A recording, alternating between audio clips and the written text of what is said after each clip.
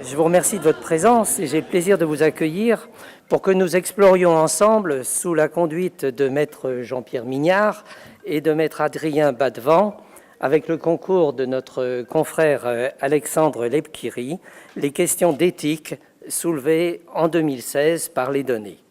Quelle éthique pour les données? C'est un travers français de faire des lois.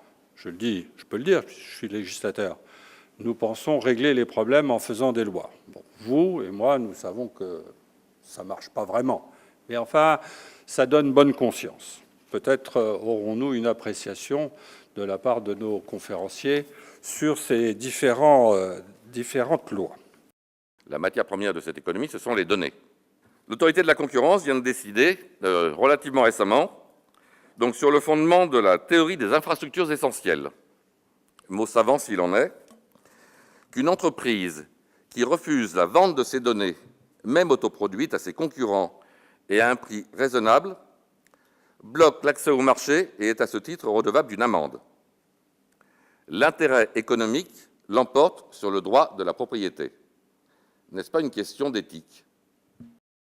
L'objet de cette conférence, ce n'est pas de réconcilier ces deux positions, mais peut-être d'avoir une approche un peu moins dogmatique et d'essayer de replacer l'individu, l'utilisateur, au centre de cette affaire, en observant tout cela au travers du prisme de l'éthique.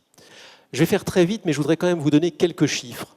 Si on prend le réseau social Facebook aujourd'hui, Facebook, c'est 300 millions de photos nouvelles postées chaque jour. C'est 4 milliards de likes. Et peut-être le chiffre le plus hallucinant, c'est 1,6 milliard d'abonnés, 1,6 milliard d'utilisateurs, soit plus que la population chinoise, soit plus que 4 fois la population américaine. Et on voit là déjà apparaître un sujet sur lequel, je pense, nous reviendrons, qui est celui d'un véritable choc de souveraineté entre des plateformes d'une part et des nations d'autre part. D'abord, merci d'avoir un peu baissé la lumière parce qu'il y avait une impression un peu de garde à vue. Et donc, ça va mieux. Voilà, je vous remercie. Je pense en effet, merci Alexandre, que peut-être la première question que l'on doit se poser si on participe à une réflexion de nature éthique, qui d'ailleurs doit vous interroger, puisque ce sont des juristes à qui l'on demande de réfléchir sur l'éthique en votre compagnie, et qu'ainsi, ça signifie que le droit, dans ses acceptions les plus classiques, la loi, les traités, les lois, la doctrine ou la jurisprudence, ne semble donc plus suffire pour à la fois caractériser la question qui nous est posée et lui apporter les solutions nécessaires. Il ne faut pas stigmatiser des positions. Il ne faut pas montrer du doigt certains acteurs. Les GAFA, Google, Apple, Facebook, Amazon, ce ne sont pas les méchants. Big data, qu'importe si cette définition existe véritablement ou si ce n'est qu'un terme marketing. Si on recoupe plus de 3 éléments, une quantité exponentielle, c'est à peu près sûr qu'avec des données même anodines, complètement insignifiantes, ça peut être la façon dont vous marchez, le temps que vous mettez à lire un livre, parce que sur votre e-book, on sait que Dostoevsky, vous mettez 5 minutes, alors que d'autres livres, c'est 2 minutes. Et du coup, la façon dont vous brossez les dents avec votre brosse à dents électronique, tout ça, recoupé, c'est insignifiant, mais en fait, si on a 1000, on sait que c'est vous. Ça, c'est la première chose. C'est la donnée personnelle. Est-ce que ça existe encore? Est-ce que ce n'est pas toutes les données? Je ne pense pas que ça soit le big data qu'un problème de vie privée. C'est un problème de responsabilité. C'est que demain, si on prétend connaître ce que vous allez faire, ou qu'on dit vous avez toutes les caractéristiques d'être un multirécidiviste, enfin, quelle présomption d'innocence? Comment je peux contester un critère qui m'est déjà appliqué?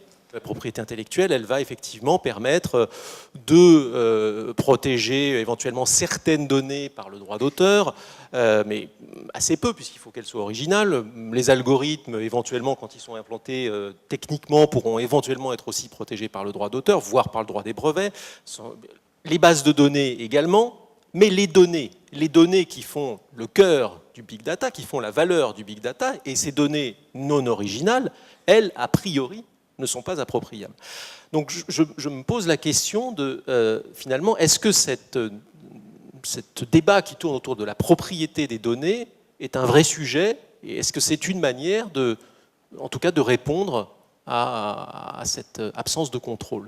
Pour le droit maritime, la question qui se pose n'est pas tant l'usage de la mer, la liberté d'user de la mer et la réglementation de l'usage de la mer, c'est la protection de l'intégrité de l'espace marin lui-même, le protéger des offshore incontrôlés, le protéger des pollutions, protéger la faune et protéger la flore. La question du cyberespace est aujourd'hui la même que pour l'espace marin. La question, c'est la protection des internautes, c'est la protection des données personnelles, car ce sont les internautes et les données personnelles qui font la richesse du cyberespace, si en effet on ne l'envisage que sur le plan de sa valorisation économique. Et il ne faut pas le nier. Il faut réfléchir avec des critères économiques, des critères géopolitiques. Et la géopolitique du numérique, aujourd'hui, c'est de comprendre l'affrontement entre des États-nations et des États-plateformes. Et comprendre comment nous, citoyens utilisateurs, et je dis bien citoyens utilisateurs, parce que nous sommes citoyens des États-nations et nous sommes utilisateurs des États-plateformes. Comment nous, on peut faire entendre notre voix. Et ça parle de la représentativité évoquée par Jean-Pierre. Il faut trouver quand même une formule de représentation dans le cyberespace. Ce serait quand même invraisemblable qu'alors que tous les corps constitués, les partis politiques, la moindre association organisent des forums de discussion, les opérateurs économiques n'arrivent pas à trouver une formule de relation avec des millions d'internautes.